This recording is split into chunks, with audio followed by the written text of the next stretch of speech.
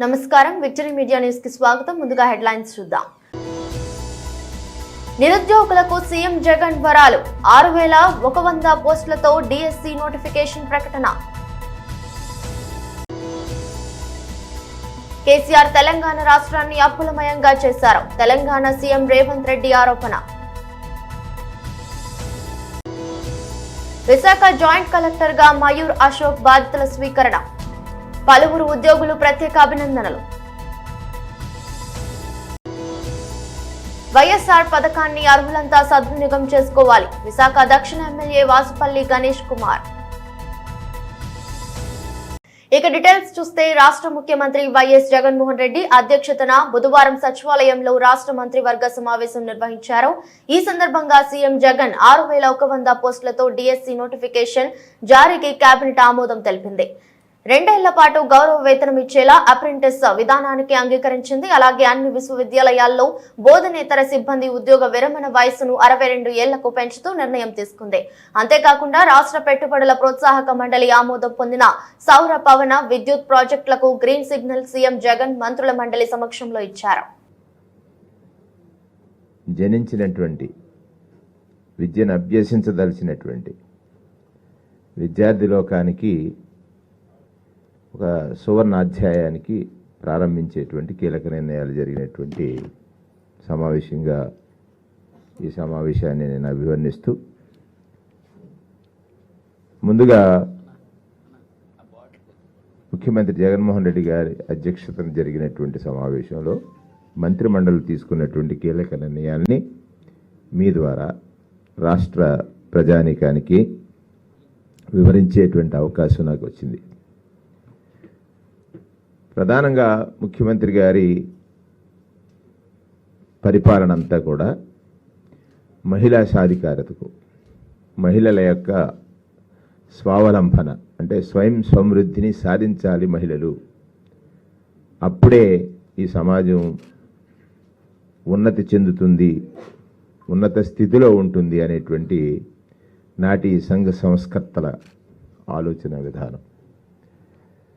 మహాత్మా జ్యోతిరావు పూలే ఒక సంఘ సంస్కర్త, మహిళా అభ్యుదయానికి మొట్టమొదటి అడుగులు వేయించినటువంటి వ్యక్తి.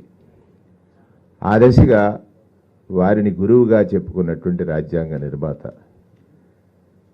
ఈ దేశంలో భిన్న సంస్కృతులు, భిన్న ఆచారాలు, భిన్న మతాలు ఉన్న భారత జాతి సంతతంతా కూడా ప్రామాణికంగా జీవన గ్రంథంగా భావించేటువంటి రాజ్యాంగ రచనలో సంస్కర్తల యొక్క ఆలోచనలన్నీ కూడా సమ్మిళితమైతే ఈనాటి ముఖ్యమంత్రి జగన్మోహన్ రెడ్డి గారు అనేక మంది సంస్కర్తల యొక్క సమ్మిళిత ఆలోచన విధానాన్ని అమలుపరచడం ద్వారా రాష్ట్రంలో ఏ వర్గాలైతే రాజ్యాంగబద్ధంగా పొందాల్సినటువంటి ఫలాలు పొంది ప్రభుత్వ సహాయం అందితే గాని వారి జీవితాలు వెలుగులోకి రావు అని ఆశించి నాడు రాజ్యాంగ నిర్మాత రాజ్యాంగంలో పొందుపరిచిన అంశాలు ఉన్నాయో వాటికి తగ్గట్టుగానే పరిపాలన సాగింది, సాగుతుంది, సాగబోతుంది అనేటువంటిది ఈ సందర్భంగా మనవి చేస్తూ, ఈనాడు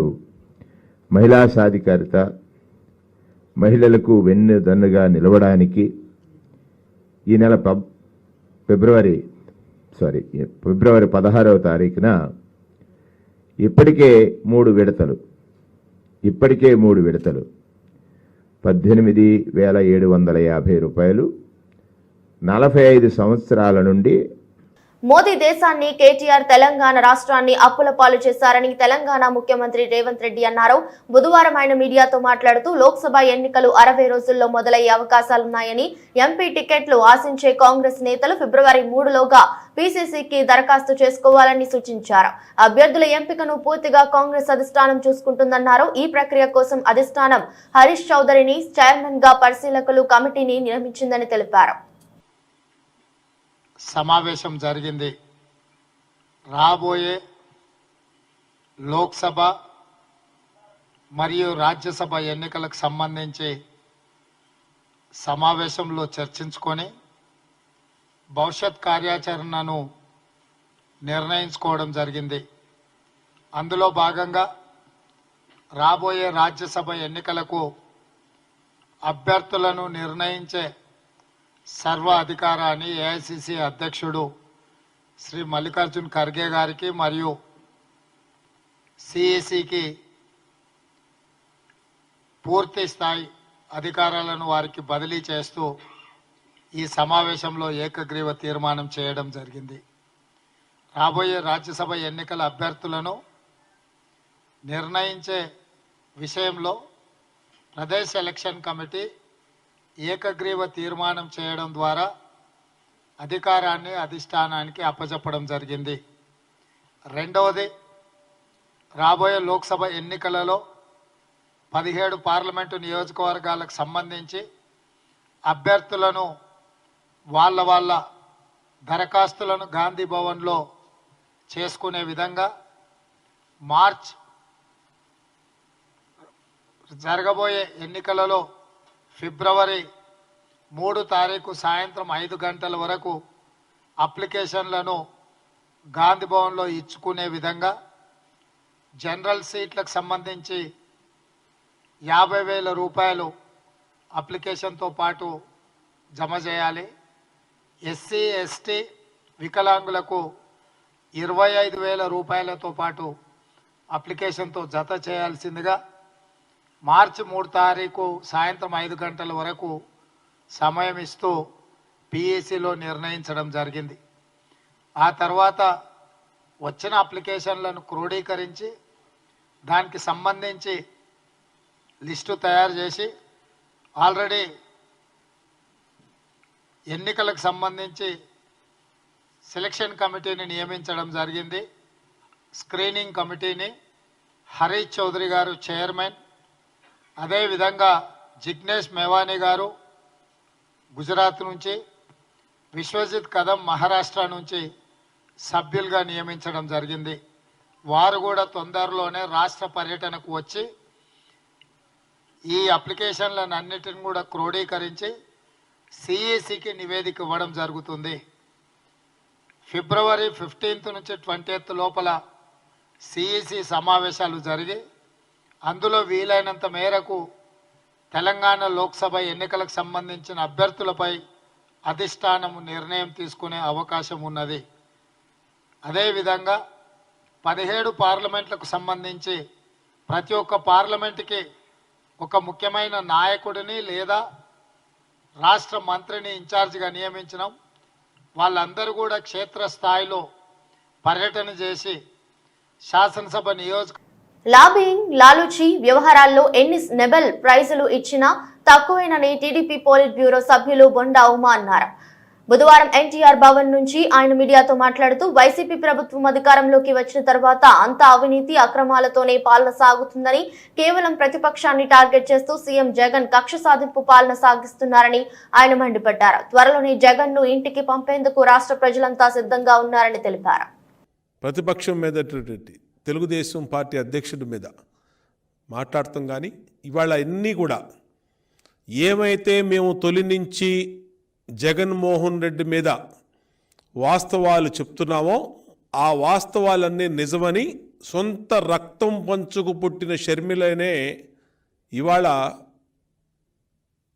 చెప్తా ఉంది. దానికి మొన్న కడపలో భారతీరెడ్డితో చెప్పిస్తారా అని షర్మిల నిలదీస్తున్నటువంటి ప్రెస్ మీటు అన్ని వాస్తవాలు వచ్చినాయి. దీంట్లో ఏ విధంగా జగన్మోహన్ రెడ్డి అవినీతి కాణించి జగన్మోహన్ రెడ్డి ఆ రోజు బెయిల్ కోసం భారతీరెడ్డిని, అనిల్ కుమార్ని ఏ విధంగా సోనియా గాంధీ దగ్గరికి పంపించింది, ఎన్నిటి మీద సొంత చెల్లెలు షర్మిల మాట్లాడుతుంటే ఇవన్నీ తెలుగుదేశం పార్టీ మొదటి నుంచి చెప్పినయే. మేం చెప్తేనేమో రాజకీయంగా కట్టుకథలు చెప్తున్నారు అని చెప్పి మా మీద చెప్పారు. ఇవాళ సొంత చెల్లెలు చెప్తా ఉంది. నువ్వు ఏం మాట్లాడతావు జగన్మోహన్ రెడ్డి? నువ్వు చెప్పినవన్నీ అబద్ధాలని తేలిపోయింది కదా. లేదంటే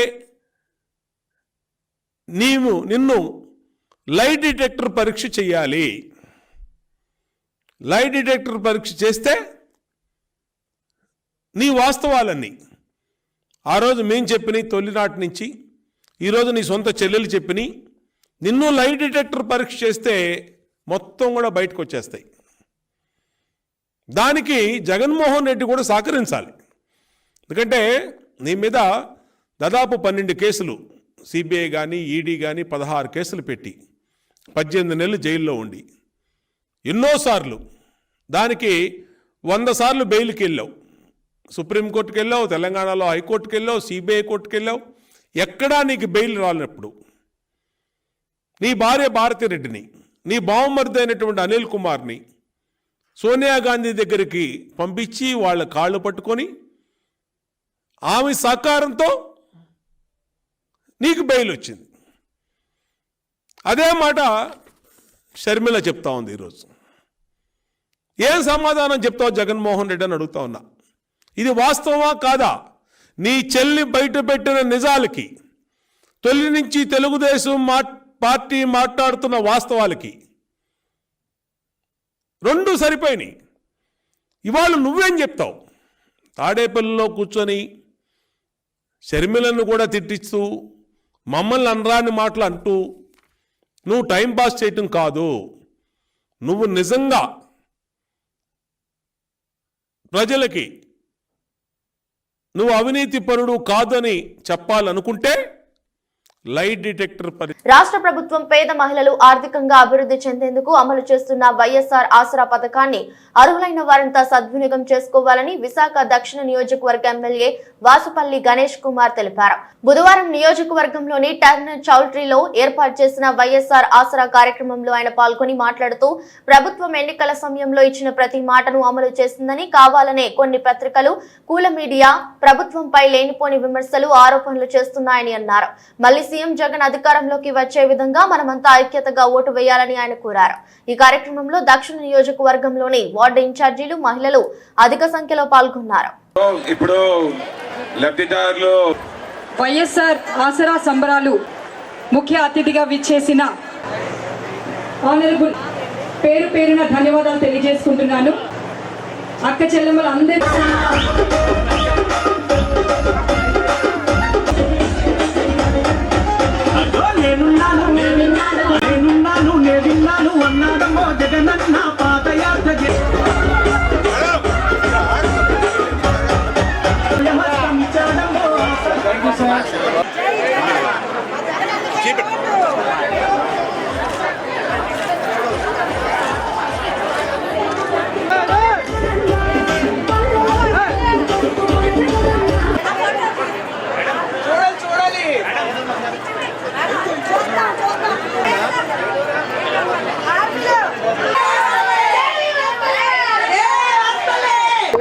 చరిత్ర ఎరగని ఆసరా పథకం 26,000 కోట్ల బకాయిలు అక్క చెల్లెమ్మలది చంద్రబాబు నాయుడు మోసంతో మాఫీ చేస్తానని 2019లో గద్దె దిగిపోయాడు.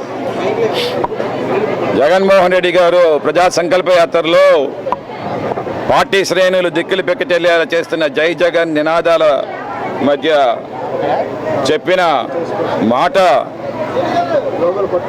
ప్రభుత్వం ఏర్పాటు చేసిన తర్వాత 4 విడతల్లో 26,000 కోట్ల రూపాయలు డ్వాక్రా అక్క చెల్లెమ్మలది రుణమాఫీ చేస్తానని చెప్పి మరి ఆ మాట కట్టుబడి ఈరోజు 6,900 కోట్ల రూపాయలు 4వ విడత రిలీజ్ చేసి సుమారు 8 లక్షల రాష్ట్రంలో డ్వాక్రా సంఘాలు ఉన్నాయి. అంటే 80 లక్షల డ్వాక్రా మహిళలు, అంటే 80 లక్షల కుటుంబాల్లో ఖాతాల్లో ఈరోజు అన్ఎన్కంబర్డ్ అమౌంట్స్ ఇంటూ దేర్ అకౌంట్స్.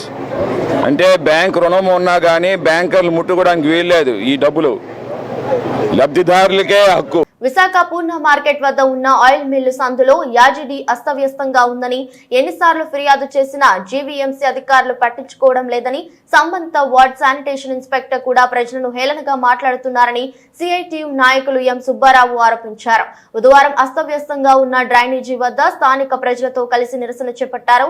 ఈ సందర్భంగా ఆయన మాట్లాడుతూ ఈ సమస్య పట్ల స్వయంగా ఎమ్మెల్యే వాసుపల్లి గణేష్ కుమార్ వచ్చి పరిశీలించి 6 నెలలు గడుస్తున్నప్పటికీ జీవీఎంసీ అధికారులు ఏమాత్రం పట్టించుకోవడం లేదని, తక్షణమే ఆయా సమస్యను పరిష్కరించాలని స్థానిక మహిళా నాయకులు బి లక్ష్మి, కె లక్ష్మి తదితరులు పాల్గొని నిరసన వ్యక్తం చేశారు.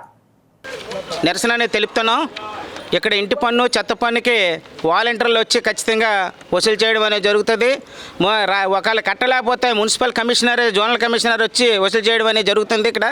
కానీ రోడ్డు అండర్ గ్రౌండ్ డ్రైనేజీ ఈ సిల్ట్ అంతా కూడా బయటకు వచ్చేసి ఒక పక్క నుండి మంచినీళ్ళలో కలిసిపోతుంది. దోమలు విపరీతంగా పెరిగాయి. ఇక్కడ జ్వరాలు విపరీతంగా వచ్చి ఈ వార్డు ఏరియా ప్రజలందరూ కూడా ఉన్నారు. అత్యంత దుర్మార్గంగా ఈరోజు ఈ తెలియపరిచినా సరే సమస్య పరిష్కారం కాలేదు. స్థానిక ఎమ్మెల్యే గారు రోడ్లు ఎలాగ ఉన్నాయి, వీధులు ఎలాగ ఉన్నాయని చూడాలి. ఓట్లు వచ్చేటప్పుడు అడగడం కాదు, నాకు ఓట్లు వేయండి, జగన్మోహన్ రెడ్డి ఇన్ని పథకాలు పెట్టాడు అని అడగడం కాదు. వాసుపల్లి గణేష్ కుమార్ ఇక్కడికి వచ్చి ఇగో ఈ కాలువలు బాగోలేవు, ఈ చెత్త బాగోలేదు, తీయాలి, ఈ ప్రజలు నావాలని చెప్పాలి. ప్రజా దర్బారు పెట్టి ఏ సమస్య పరిష్కారం కాకుండా ఈరోజు ఎమ్మెల్యే గారు ఉన్నారు, మేయర్ గారు ఉన్నారు, కమిషనర్ గారు దృష్టికి తీసుకొచ్చాము. అయినా కమిషనర్ గారు పట్టించుకోలేదు, మేయరు పట్టించుకోలేదు, ఎమ్మెల్యే పట్టించుకోలేదు. ఇక్కడ ఉన్న శానిటరీ ఇన్స్పెక్టర్ అత్యంత దుర్మార్గంగా సత్యనారాయణ ఉన్నాడు. తొడమంటే మా వాళ్ళు ఇళ్ళర్లండి చూస్తారులండి అని చెప్తున్నాడు. కానీ ఎక్కడ కూడా కదలకంట డబ్బులు అవన్నీ కూడా సంపాదించడానికి సిద్ధపడుతున్నారు. కానివ్వండి, ప్రజల ఆరోగ్యాలను ఈ రోజుకి కాపాడలేని పరిస్థితిలో ఈరోజు ఉన్నారు. ఇక్కడ జోనరాజు సత్యనారాయణ కాలనీ ఉంది. మరీ చెత్త కాలువలో నీళ్లు అవన్నీ వెళ్ళిపోతున్నాయి. ఇక్కడ ఉన్న ప్రజలందరూ కూడా ఇళ్లలోకి నీళ్ళు వెళ్ళిపోతున్నాయి. ఇది పోయి 6 నెలలు అయినా సరే పట్టించుకోలేని పరిస్థితిలో ఈరోజు మేయరు, కమిషనర్ ఉన్నాడంటే ఎంత దుర్మార్గం అండి. విశాఖపట్నం అనేది రాజధాని, ఆర్థిక రాజధాని అని ప్రకటిస్తున్నారు. ఇక్కడ క్యాంప్ ఆఫీస్ కూడా పెట్టారు జగన్మోహన్ రెడ్డి గారిది. కనీసం కూడా పట్టిలేని పరిస్థితిలో ఈరోజు ఉన్నారంటే ఇది రాజధాని ఏంటి, ఇక్కడ క్యాంప్ ఆఫీస్ ఏంటి? ఇలాంటి బురదలోనూ జగన్మోహన్ రెడ్డిని ఎమ్మెల్యేని ఇక్కడికి వచ్చి కూర్చోమని చెప్తున్నాం. మేయర్ గారిని రమ్మంటున్నాం, కమిషనర్ని రమ్మంటున్నాం. వచ్చి కూర్చొని ఈ సమస్య పరిష్కారం చేయవలసిన బాధ్యత వాళ్ళది. ఈ రోజుకి కూడా సమస్య పరిష్కారం కాలేదంటే మహిళలు ఎంత ఇబ్బంది పడుతున్నారంటే అసలు వాళ్ళకి విరచనాలు వచ్చి నేను హాస్పిటల్కి వెళ్ళవలసిన పరిస్థితి ఇక్కడ ఉంది. అందుకని తక్షణమే ఈ సమస్య పరిష్కారం చేయాలి. లేని పక్షంలో సోమవారం నాడు ఏదైనా మెయిన్ ఆఫీసు ముట్టడిస్తామనేది హెచ్చరిక చేయదలుచుకున్నాం. కవర్దాలు అనేసి ఈరోజు చెప్పడం తెలుసుకుంది. ఇక్కడున్న ప్రజలు, కళాశీలు, ఇక్కడున్న వార్డులో ఉన్న ఇంటింటికి నివాసంలో ఉన్న వాళ్ళు కూడా అందరూ కూడా చాలా ఇబ్బంది పడుతున్నారు. సమస్య పరిష్కారం చేయాలని ఈరోజు విజ్ఞప్తి చేస్తున్నాం.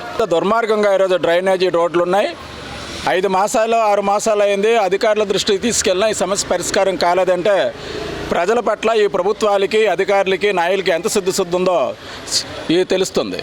ఈరోజు ముఖ్యంగా ఈ ప్రాంతం నుంచి గెలుపొందిన వాసుపల్లి ఎమ్మెల్యే గణేష్ కుమార్ గారు స్వయంగా వచ్చి ఈ సమస్యను చూసి కూడాను 5 మాసాలు వస్తున్న సమస్య పరిష్కారం చేయలేదంటే ఈ ప్రాంత ప్రజలపై వాసుపల్లి గణేష్ కుమార్కు ఉన్న చిత్తశుద్ధి ఏంటో ఈరోజు తెలుస్తుంది. ఈ విధంగా పెద్ద ఎత్తున ఈరోజు దుర్వాసన, దోమలు అత్యధికంగా వచ్చే రోగాల బారిన పడుతున్న కనీసం పట్టించుకోవట్లేదు. ఈ వార్డు శానిటరీ ఇన్స్పెక్టర్ ఎవరైతే ఉన్నారో శానిటరీ ఇన్స్పెక్టర్ అయితే మరీ అత్యంత దుర్మార్గంగా వ్యవహరిస్తున్నారు. కనీసం కూడా శానిటేషన్ కోసం ఆయన పట్టించుకోకపోక ఏమైనా మేము అడిగితే నిర్లక్ష్యంగా సమాధానం చెప్తున్నారు. మేము చేసుకున్న విధంగా వ్యవహరిస్తున్నారు ఆయన. ఇది అత్యంత అన్యాయం. ఈరోజు అధికారులు కూడాను ఎవరు వినడం లేదంటే ఈరోజు తెలుసుకోవాలి. ఈ ప్రభుత్వ పాలనలో అధికారులు కాదు కదా ఎవరు పనిచేయడం లేనిది సందర్భంగా తెలుస్తూ మేయర్, కలెక్టర్ గారి దృష్టికి కూడా ఈ సమస్య తీసుకోవడం వెళ్ళడం జరిగింది.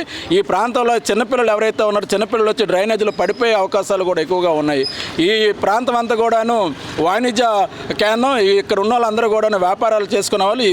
ఇలా ఉండడం వల్ల ఇక్కడ వ్యాపారాలు కూడా జరగకుండా వ్యాపారస్తులు కూడా చాలా నష్టపోతున్నారు. ఆ విధంగా కళాశాలకు పనులు లేకుండా కూడా అవుతున్నాయి. ఆ విధంగా అందరూ నష్టపోతున్నారు ఈ డ్రైనేజీ వల్ల. కాబట్టి ఈరోజు ఈ డ్రైనేజీ పరిష్కారం కాని ఏళ్ళ సోమవారం పాటు ఈ కళాశాలు, ఈ ప్రాంత ప్రజలందరినీ తీసుకొని కలెక్టర్ కార్యాలయం కానీ, జీవీఎంసీ కమిషనర్ కార్యాలయం కానీ ముట్టడించడానికి సిద్ధంగా ఉన్నామని సందర్భంగా హెచ్చరిస్తున్నాం.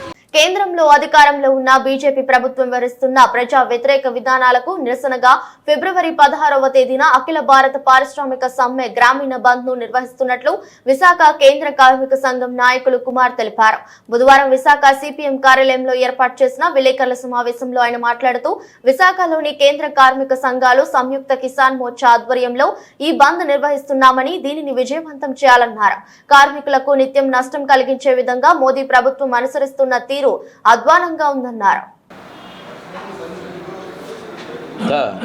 కోర్టులో సమ్మె చేస్తారు గట్టిగానా అనేది అవసరం అన్నది వస్తుంది. కార్మిక చట్టాలని ఈరోజు నిర్వీర్యం జయప్రదం చేయండి. ఫిబ్రవరి 16 పారిశ్రామిక సమ్మెను జయప్రదం చేయండి. కార్మిక సంఘాల ఐక్యత.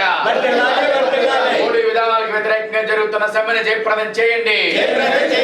మోడీ విధానాలు బీజేపీ వినాశకర విధానాలు నశించాలి. ఫిబ్రవరి 16 జరుగుతున్న జాతీయ సమ్మెను జయప్రదం చేయండి. వర్ధిల్లాలి అఖిలపక్ష కేంద్ర కార్మిక సంఘాల ఐక్యత. అందరికీ నమస్కారం అండి. ఈ మీటింగ్ తాలూకా ముఖ్య ఉద్దేశం కేంద్రంలో ఉన్నటువంటి బీజేపీ ప్రభుత్వం కార్మికులకి రైతులకి నష్టం చేసే విధానాలను పూర్తిగా అవలంబిస్తూ ఉంది. ఈ విధానాలకు వ్యతిరేకంగా ఇప్పటికే కేంద్ర కార్మిక సంఘాలు సంయుక్త కిసాన్ మోర్చా 500 రైతు సంఘాలతో కూడినటువంటి సంయుక్త కిసాన్ మోర్చా ఏవైతుందో ఇప్పటికే అనేక పోరాటాలు చేస్తూ ఉన్నారు. మొన్న 26వ తారీఖు రిపబ్లిక్ డే రోజు కూడా దేశవ్యాప్తంగా ట్రాక్టర్ ర్యాలీలు బైక్ ర్యాలీలు జరిగాయి. ఈ సంయుక్త కిసాన్ మోర్చా రైతు సంఘాల ట్రేడ్ యూనియన్స్ ఆధ్వర్యంలో నరేంద్ర మోడీ అనుసరిస్తున్నటువంటి కార్మిక రైతాంగ ప్రజా వ్యతిరేక విధానాలకి నిరసనగా రేపు ఫిబ్రవరి 16వ తారీఖు నాడు దేశవ్యాప్తంగా పారిశ్రామిక సమ్మె గ్రామీణ ప్రాంతాలను బంద్ చేయాలని చెప్పి ఇప్పటికే నిర్ణయం జరిగింది. ఆ నిర్ణయాన్ని మన జిల్లాలో 100% పకడ్బందీగా పారిశ్రామిక సమ్మె జరిగేటట్టు గ్రామీణ ప్రాంతం అంతా బంద్ జరిగేటట్టు చూడడం కోసం ఈ మీటింగ్లో నిర్ణయం చేయడం జరిగింది. నరేంద్ర మోడీ వచ్చిన తర్వాత మొత్తం ప్రభుత్వ రంగ పరిశ్రమలన్నింటినీ అది విశాఖపట్నం స్టీల్ ప్లాంట్ మొదలు పెడితే మొత్తం రైల్వేలు పోర్ట్లు విమానాశ్రయాలు మొత్తం ఖనిజాలని అంతరిక్షాన్ని రక్షణ రంగాన్ని మొత్తం అన్నింటినీ కూడా కార్పొరేట్ కంపెనీలకు కట్టబెట్టడం కోసం ప్రయత్నం చేస్తూ ఉంది. ఆంధ్ర రాష్ట్రంలో మానవ హక్కుల పరిరక్షణే ధ్యేయంగా ప్రజల్లో అవగాహన కల్పించేందుకు తమ వంతు బాధ్యతగా పనిచేస్తున్నామని national anti crime and human rights of India జాతీయ అధ్యక్షుడు జాన్ శామ్యూల్ అన్నారు. బుధవారం విశాఖ ప్రెస్ క్లబ్ లో ఏర్పాటు చేసిన విలేకరుల సమావేశంలో మాట్లాడుతూ ప్రస్తుతం మాదక ద్రవ్యాల వినియోగం తదితర సమస్యలు అధికంగా ఉన్నాయని వాటిని నివారించేందుకు అన్ని చర్యలు తీసుకుంటున్నామని త్వరలోనే విశాఖలో నూతన కార్యాలయాన్ని ప్రారంభించనున్నట్లు ఆయన తెలిపారు.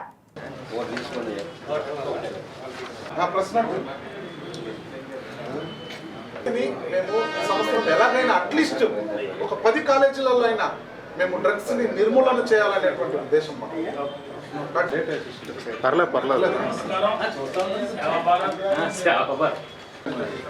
ఫోకస్ చేయండి సార్. మిమ్మల్ని ఫోకస్ చేస్తున్నాం. అది కాదు, జీవితాలు పాడైపోతున్నాయి, భవిష్యత్తు పాడైపోతుంది. డ్రగ్స్ ద్వారా ఎన్ని క్రైమ్లు జరుగుతున్నాయి చెప్పండి, ఎన్ని క్రైమ్లు జరుగుతున్నాయి. నా పేరు John Samuel Kim, National anti crime and human rights of India సంస్థ యొక్క వ్యవస్థాపకుని, జాతీయ అధ్యక్షుని. నేను ఈరోజు ఆంధ్రప్రదేశ్ రాష్ట్రంలో మరి మానవ హక్కుల సంరక్షణ కొరకు ఈ యొక్క ప్రెస్ మీట్ ఏర్పాటు చేయడం జరిగింది. ముఖ్యం ఈరోజు ఎందుకు ప్రెస్ మీట్ ఏర్పాటు చేసినామంటే ఆంధ్రప్రదేశ్లో జరుగుతున్నటువంటి చాలా అవినీతి ప్రజలలో వచ్చి దారుణమైనటువంటి పరిస్థితుల్లో మరి చట్టం మీద నమ్మకం లేకుండా, మరి ప్రభుత్వాల మీద నమ్మకం లేకుండా ఈరోజు వాళ్ళ కష్టాలు వాళ్ళని అట్లే అనుభవించుకుంటూ ఉన్నారు. ఎక్కడ చూసినా గ్యాంగ్ రేపులు జరుగుతున్నాయి. చిన్న చిన్న పిల్లల్ని రేప్ చేస్తున్నారు. మొన్న రీసెంట్గా ఒక పిడుగురాళ్ళలో 8 సంవత్సరాల బాలికని ఒక టీచరు ఏం చేస్తున్నాడంటే రేప్ చేసినాడు, బలవంతంగా రేప్ చేస్తే ఆ కేసుని ఏం చేసినారు, డబ్బు ఇచ్చి పోలీసు వాళ్ళు ఏం చేసినారు, దాన్ని అట్లే మాఫీ చేసేసినారు. ఇలాంటి దారుణమైన పరిస్థితులు జరుగుతున్నాయి మన ఆంధ్ర రాష్ట్రంలో. ఇవి కూడా ప్రభుత్వ దృష్టికి వెళుతున్నాయా లేదా నాకైతే తెలియదు. ప్రభుత్వ దృష్టికి వెళ్ళాలి, ప్రభుత్వం కూడా వీటిపై చర్యలు తీసుకోవాలి. కాబట్టి ఇలాంటివి ఎన్నో జరుగుతున్నాయి. ఇక్కడ కూడా వైజాగ్లో కూడా దాదాపు ఒక 11 రోజులు ఒక అమ్మాయిని రేప్ చేసినట్లుగా ఒక న్యూస్ చూశాను, అది కూడా న్యూస్లో వచ్చింది. ఇలాంటివి దిననిత్యం జరుగుతూ ఉన్నాయి. ప్రతిరోజు ఏదో ఒక అవినీతి, ఏదో ఒక అక్రమం, ఏదో ఒక అన్యాయం జరగడం, ప్రజలు విసిగిపోయినారు. అయ్యో ఎందుకు పుట్టిందే ఎందుకు అన్నట్లాంటి పరిస్థితి ఏర్పడింది అన్నమాట ఈరోజు. అందుకనే మా సంస్థ మరి ప్రజల్లోకి వెళ్ళి ఇలాంటివన్నిటిని కూడా ఖండించి విశాఖ ఏపీ ఈపీడీసీఎల్ ప్రధాన కార్యాలయంలో బుధవారం 3వ రోజు విద్యుత్ నియంత్రణ మండలి ఆధ్వర్యంలో ప్రజాభిప్రాయ సేకరణ నిర్వహించారు. ఈ సందర్భంగా నియంత్రణ మండలి చైర్మన్ జస్టిస్ సివి నాగార్జునారెడ్డి, పలు విభాగాలకు సంబంధించిన ప్రతినిధులు, అధికారులు, ఇతర రాజకీయవేత్తలు తెలియజేసిన సూచనలు, సలహాలను స్వీకరించారు. ఈ సందర్భంగా ఆయా డిస్కంల పరిధిలో వినియోగదారులకు కోసం అమలు చేస్తున్న పథకాలు, ఇతర సేవా కార్యక్రమాలు తదితర వాటిపై హెచ్చరించారు.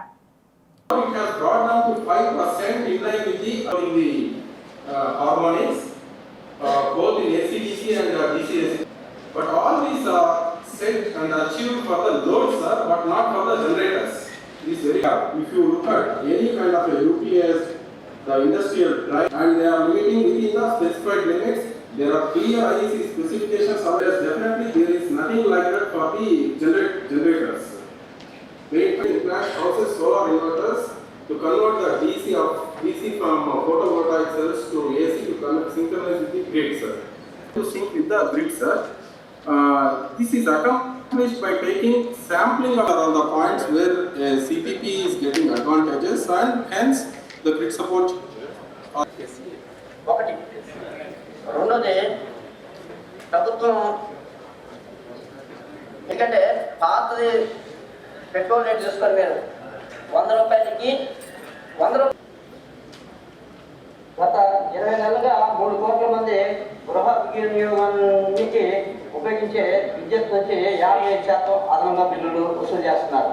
దీనివల్ల మీకు 7,560 కోట్లు అదనంగా వస్తుంది.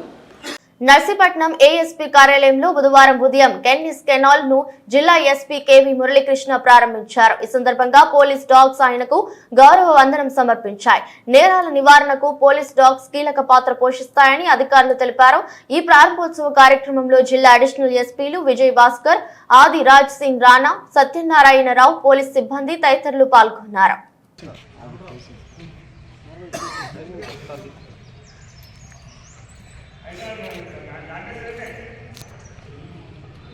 ఏది బండి ఎదురా ఇది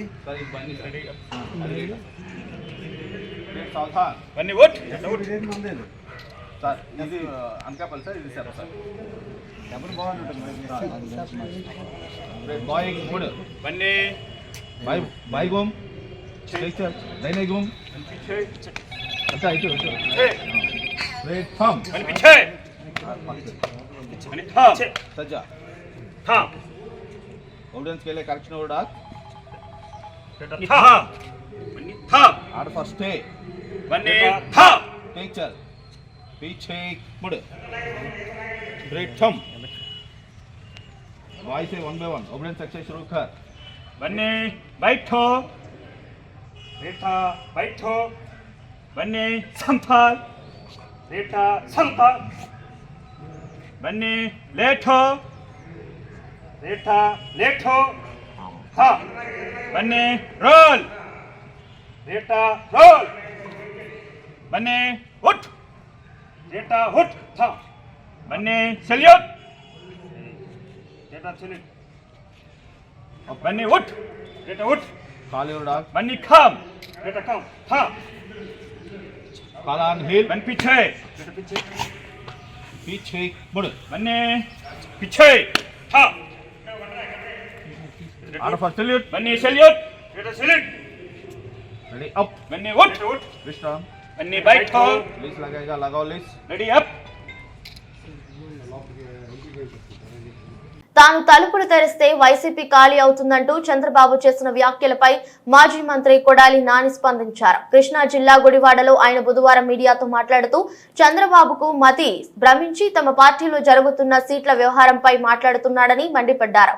రా కదిలిరా అంటూ కదిలి వెళుతున్న చంద్రబాబు ప్రజలకు ఏం చేస్తారో చెప్పకుండా తమ ఎమ్మెల్యేలు, మంత్రులను తిడుతున్నారని ఆరోపించారు. 2019లో చంద్రబాబు పార్టీ తలుపులు పీకి హైదరాబాద్ పార్సల్ చేశారని, ఇప్పుడు ఆయన చేసేదేముందంటున్నారు. సీఎం జగన్ 175 ఎమ్మెల్యే అభ్యర్థులు, 25 మంది ఎంపీ అభ్యర్థులను ప్రకటించే దిశగా చర్యలు చేపట్టారని, పీకేసిన 5-6 మాత్రమే చంద్రబాబు తీసిన తలుపుల లోపలికి వెళ్తున్నారని పేర్కొన్నారు. కాంగ్రెస్ పార్టీలో చేరి ఆ పనికి మాలినటువంటి తీసేసిన తహసీల్దారులాగా ఆ 10 మంది పనికి మాలిన నాయకులను వేసుకుని రాజశేఖర రెడ్డి బిడ్డ అని తెలంగాణలో ఆయన పరువు తీసి ఆయన పేరు మీద పార్టీ పెట్టి ఆ పార్టీని తీసుకెళ్లి మూసీ నది లాంటి కాంగ్రెస్ పార్టీలో కలిపి ఇక్కడికి వచ్చి జగన్మోహన్ రెడ్డి గారి మీద నిందలో జగన్మోహన్ రెడ్డి గారిని విమర్శిస్తుంది. ఇదంతా కూడా మంచి పద్ధతి కాదు. ఆవిడకి ఏమైనా పర్సనల్గా ఉంటే పర్సనల్గా చూసుకోవాలి. వైఎస్ఆర్ కాంగ్రెస్ పార్టీ మీద జగన్మోహన్ రెడ్డి గారి మీద నిందలేసి జగన్మోహన్ రెడ్డి గారిని ఏదో చేద్దాము, రాజశేఖర రెడ్డి గారి ప్రత్యర్థులు దేబిఎన్ రాధాకృష్ణ, రామోజీరావు, చంద్రబాబు నాయుడు, రేవంత్ రెడ్డి, వీళ్ళందరూ ఎవరో రాజశేఖర రెడ్డి గారిని సర్వనాశనం చేస్తానని చెప్పి తిరిగినాళ్ళు. పవన్ కళ్యాణ్ రాజశేఖర రెడ్డి గారు పంచి కొట్టి తరిమి కొడతానని చెప్పినటువంటి పవన్ కళ్యాణ్ వీళ్ళందరూ ఇళ్ళకెళ్ళి వీళ్ళందరితో కలిసి రాజశేఖర రెడ్డి గారి రక్తం పంచుకుని రాజశేఖర రెడ్డి గారి ఆశయాలని నిలబెట్టి ఈరోజు ఇంకా రాజశేఖర రెడ్డి గారు చనిపోయి 15 ఏళ్ళైనా రాజశేఖర రెడ్డి గారి పేరు రోజు ప్రతివాడు తలుస్తున్నాడంటే దానికి కారణం జగన్మోహన్ రెడ్డి గారు. తండ్రి పేరు నిలబెట్టినటువంటి తనయుడిని నాశనం చేయటానికి వచ్చి ఇవన్నీ కూడా రాష్ట్ర ప్రజలు గమనిస్తున్నారు. తప్పకుండా కాంగ్రెస్ పార్టీకి, సోనియా గాంధీకి, రాహుల్ గాంధీకి మాడు పగిలిపోయేటట్టు ఈ రాష్ట్ర ప్రజలు ఈసారి 0% ఓటింగ్ ఇస్తారు. ఇంకోటి చెప్పుద్ది ఆవిడ ఏ రోగానికైనా ఒకటే ట్యాబ్లెట్, పోలవరం అవ్వాలన్నా కాంగ్రెస్ అధికారంలోకి రావాలి, ప్రత్యేక హోదా రావాలన్నా కాంగ్రెస్ అధికారంలోకి రావాలి, స్టీల్ ప్లాంట్ అయినా కాంగ్రెస్ అధికారంలోకి రావాలి, ఏ సమస్య తీరాలన్నా కాంగ్రెస్ అధికారంలోకి రావాలని చెప్పింది. అసలు కాంగ్రెస్ పార్టీ ప్రతిపక్ష హోదా వచ్చే పరిస్థితి ఉందో ఈరోజు రాష్ట్రంలో? మోడీ గారికి 350 సీట్లు వస్తాయని చెబుతున్నారు. నరేంద్ర మోడీకి 350 సీట్లు వస్తాయని ప్రతి సర్వేలన్నీ చెబుతుంటే కాంగ్రెస్ పార్టీ అధికారంలోకి వద్దంటే నితీష్ కుమార్ వెళ్ళిపోయాడు, మమతా బెనర్జీ వివాదాలు, ప్రతి వాళ్ళు ఇండియా కూటమి అని పెట్టారు. ఆ కూటమి ఒక్కొక్కటి వెళ్ళిపోతున్నారు. ఈరోజు కాంగ్రెస్ పార్టీ ఏంటి అధికారంలోకి వచ్చి రాహుల్ గాంధీ అక్కడ ఎంపీకి గెలుస్తాడా? మన యూపీలో ఓడిపోయాడు. ఈసారి సోనియా గాంధీ, రాహుల్ గాంధీ అసలు ఎంపీలకు గెలిచే పరిస్థితి ఉందా? అదో తీసేయడానికి సిద్ధంగా ఉన్న పార్టీని దాన్ని పట్టుకొచ్చి డిస్పోజల్ పార్టీని రాహుల్ గాంధీ మొదటి సంతకం పెడతాడంట. ఎక్కడ పెడతాడు మొదటి సంతకం? ఎక్కడ పెడతాడు? ఆ ఎంపీ కూడా కాడు. ప్రధానమంత్రి రాహుల్ గాంధీ అయ్యే పరిస్థితి ఉందా? మనం బతికుండగా రాహుల్ గాంధీని ప్రధానమంత్రిగా చూడగలమా ఈ దేశంలో? అది తీసేసిన పార్టీ 30 రాష్ట్రాలు ఉంటే కనీసం 25 రాష్ట్రాలు అసలు ఆ పార్టీనే లేదు. రాహుల్ గాంధీ ప్రధానమంత్రి అవుతాడు. రాహుల్ గాంధీ ప్రధానమంత్రి కాదు, ఎంపీ కూడా అవడు. విశాఖ జిల్లా నూతన జాయింట్ కలెక్టర్ గా కె మయూర్ అశోక్ బుధవారం బాధ్యతలు స్వీకరించారు. విజయనగరం జేసీగా పనిచేసిన ఆయన జిల్లాకు బదిలీపై వచ్చారు. విజయనగరం నుంచి ప్రత్యేక వాహనంలో విశాఖపట్నం వచ్చిన ఆయన ముందుగా జిల్లా కలెక్టర్ డాక్టర్ ఏ మల్లికార్జునను ఛాంబర్ లో మర్యాదపూర్వకంగా కలిశారు.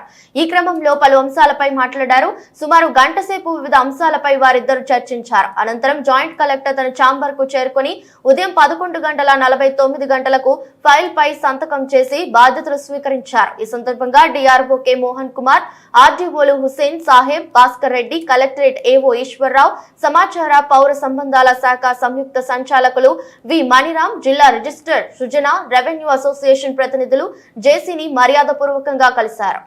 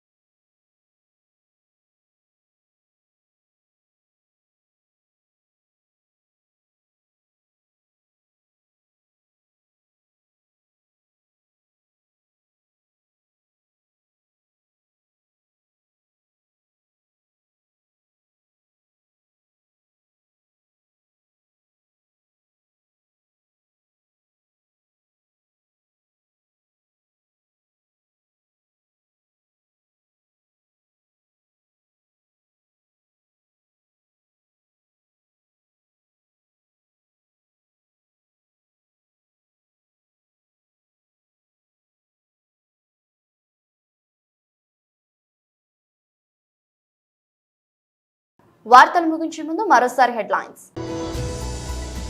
నిరుద్యోగులకు సీఎం జగన్ వరాలు 6,100 పోస్టులతో డిఎస్సి నోటిఫికేషన్ ప్రకటన. కేసీఆర్ తెలంగాణ రాష్ట్రాన్ని అప్పులమయంగా చేశారు. తెలంగాణ సీఎం రేవంత్ రెడ్డి ఆరోపణ. విశాఖ జాయింట్ కలెక్టర్ గా మయూర్ అశోక్ బాధ్యతల స్వీకరణ. పలువురు ఉద్యోగులు ప్రత్యేక అభినందనలు. వైఎస్ఆర్ పథకాన్ని అర్హులంతా సద్వినియోగం చేసుకోవాలి. విశాఖ దక్షిణ ఎమ్మెల్యే వాసుపల్లి గణేష్ కుమార్. ఇది రోజు బులెటిన్. మరో బులెటిన్లో మళ్ళీ కలుద్దాం. అంతవరకు సెలవు. నమస్కారం.